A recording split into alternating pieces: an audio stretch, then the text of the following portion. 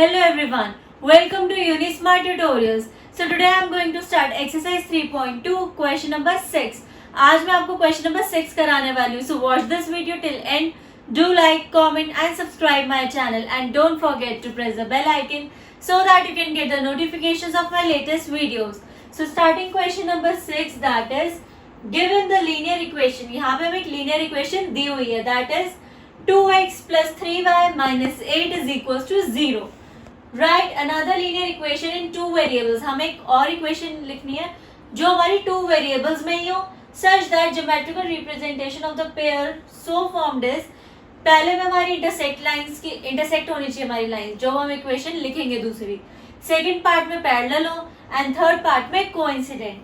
सो इस क्वेश्चन को स्टार्ट करने के लिए सबसे पहले हमें अपनी रेशियोज बतानी होंगी. इंटरसेक्टिंग में हमें पता था कि हमारी रेशियोज जो थी इक्वल नहीं होती थी. Means a1 upon a2 is not equals to b1 upon b2. हमारा a1 upon a2 b1 upon b2 के इक्वल नहीं होता था अगर हमारा इंटरसेक्टिंग लाइंस का केस है. सो हमारी इक्वेशन थी 2x plus 3y minus 8 equals to 0. सो यहाँ पे हम एक दूसरी इक्वेशन फॉर्म करेंगे जो हमें इंटरसेक्टिंग लाइंस का आंसर देगी. सो कैसे लिख सकते हैं हम इक्वेशन अपनी? हम इसे लिख सकते हैं 3x plus 5y minus 9 equals to 0. आप इक्वेशन अपनी मर्जी से कोई भी लिख सकते हैं क्योंकि यहाँ पे रेशियोज हमारी इक्वल नहीं होती हैं. अब हम बढ़ते हैं अपने सेकेंड पार्ट में, that is parallel lines. Parallel lines के केस में हमारा क्या होता था? फर्स्ट टू रेशियोज तो इक्वल होती थी लेकिन थर्ड रेशियो इक्वल नहीं होती थी. That is a1 upon a2 is equals to b1 upon b2 is not equals to c1 upon c2. Means मेरे फर्स्ट टू रेशियो से इक्वल है लेकिन थर्ड रेशियो से इक्वल ही नहीं है. सो इक्वेशन हमारे पास क्या थी पहले? 2x plus 3y minus 8 is equals to 0. So हमें पहले ये देखना है कि हमारी पहले दो रेशियोज इक्वल है. सो इसे मैं कैसे लिख सकती हूँ? यहाँ पे मैं 6x plus 9y minus 9 equal to 0 लिख सकती हूँ. अब हम देख सकते हैं a1 अपॉन a2 हमारा 2 अपॉन 6 दैट इज 1 अपॉन 3 आएगा. 3 अपॉन 9 b1 अपॉन b2 वो भी हमारा 1 अपॉन 3 आएगा. लेकिन c1 अपॉन c2 के मेरे इक्वल नहीं होगा क्योंकि 8 अपॉन 9 आएगा. सो ये भी मेरी सेकेंड इक्वेशन इसकी आ चुकी है. अब हम बढ़ते हैं अपने थर्ड पार्ट पे, that is coincident lines. Coincident lines में हमारा क्या होता था? हमारी तीनों रेशियोज इक्वल होती थी. That is a1 upon a2 is equals to b1 upon b2 is equals to c1 upon c2. So हमारे पास इक्वेशन क्या थी? हमारी इक्वेशन थी 2x plus 3y minus 8 is equals to 0. अब मैं एक ऐसी इक्वेशन फॉर्म करूंगी जो मेरी तीनों रेशियोज को इक्वल कर देगा. दैट इज यहां मैं लिख सकती हूँ 4x plus 6y minus 16 is equals to 0. अब आप देख सकते हैं a1 अपॉन a2 मेरा 1/2 ही आएगा, b1 अपॉन b2 भी 1/2 आएगा एंड c1 अपॉन c2 भी 1/2 आएगा. सो यहाँ पे मेरी रेशियोज इक्वल हो जाएंगी. सो आई होप आपको क्वेश्चन नंबर 6 अच्छे से समझ आ गया. Question number 7 is draw the graphs of the equation. यहाँ पे हमें टू इक्वेशन दी हुई है, that is x minus y plus 1 is equals to 0 and 3x plus 2y minus 12 equal to 0. हमें डिटरमाइन करना है coordinates of the vertices of the triangle form by these lines. In two lines की help से हमारा यहाँ पे क्या बन जाएगा? एक ट्राइंगल फॉर्म होगा एक्स एक्सिस पे एंड शेड करना है हमें ट्राइंगुलर रीजन को. सो सबसे पहले मैं अपनी टू इक्वेशन यहाँ लिख लेती हूँ, that is x minus y plus 1 is equals to 0. सबसे पहले इस इक्वेशन की हेल्प से पॉइंट्स निकाल लेते हैं. सो यहाँ मैं एक बना रही हूँ टेबल. सो टेबल में हम क्या करेंगे? इसे टू पार्ट्स में डिवाइड कर लेते हैं like this, x and y. अब हम अगर यहाँ पे x में 0 पुट करेंगे, सो x में अगर 0 पुट करा सो y की वैल्यू क्या आएगी मेरे पास? 1 आएगी. क्यों? क्योंकि प्लस 1 उधर जाके माइनस 1 हो जाएगा, माइनस से माइनस कट, सो सीधा y की वैल्यू 1 आएगी. और अगर मैं y में 0 रख दूं, y में अगर 0 रख दिया सो x की वैल्यू क्या आ जाएगी मेरे पास?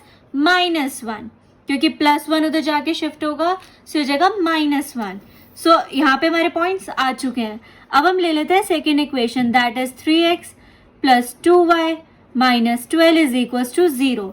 यहाँ पे भी हम वैल्यूज निकालते हैं कि अगर मैंने x को पुट करा है 0, x को अगर 0 पुट करा सो ये पार्ट तो 0 हो गया, 2y is equal to minus 12 उधर जाके प्लस 12, सो y की वैल्यू यहाँ पे हो गई 12/2 दैट इज 6। सो हमें पता चल गया जब मैंने x 0 पुट करा सो y 6 आया।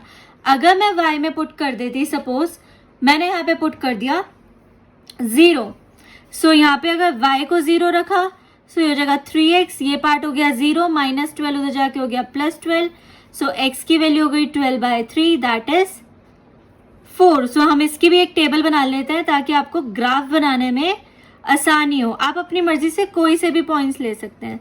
सो फर्स्ट इक्वेशन में मैंने x को 0 रखा था तो y आया था 6, एंड सेकेंड इक्वेशन में मैंने y को 0 रखा था तो x आया था 4। अब हम अपना ग्राफ प्लॉट कर लेते हैं। सो इक्वेशन 1 के लिए पॉइंट्स आए थे मेरे पास ये वाले। सो पहला पॉइंट था x पे 0 y पे 1, सो x पे 0 y पे 1, सो ये पॉइंट मेरा यहाँ लाया करेगा, ये हो जाएगा 0,1। And next point is x पे -1 y पे 0, सो x पे -1 एंड y पे 0, सो ये पॉइंट मेरा यहाँ लाया करेगा -1,0।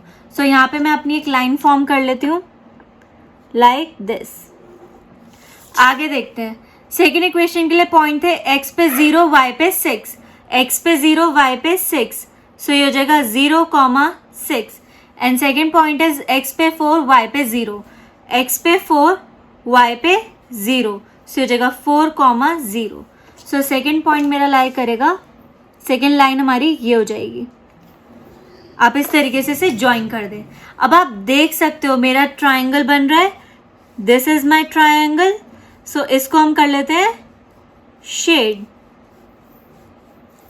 सो आप देख सकते हो ये कोऑर्डिनेट, कौन सा कोऑर्डिनेट आया मेरे पास, x पे 2 y पे 3। सो कोऑर्डिनेट यहाँ पे जो मेरा आया है, सो आप लिखोगे coordinates of the vertices of the triangle formed by these lines is क्या है था हमारा 2,3। आप यहाँ मार्क कर देंगे 2,3 और शेड कर दिया मैंने अपने ट्रायंगुलर रीजन को। आई होप ये क्वेश्चन आपको अच्छे से समझ आ गया। I hope both of the question are now clear. आपको question number 6 and 7 अच्छे से समझ आ गया है। And if there is any doubt in any of the question of exercise 3.2, so do comment in my comment box. So do like, comment and subscribe my channel, and don't forget to press the bell icon so that you can get the notifications of my latest videos.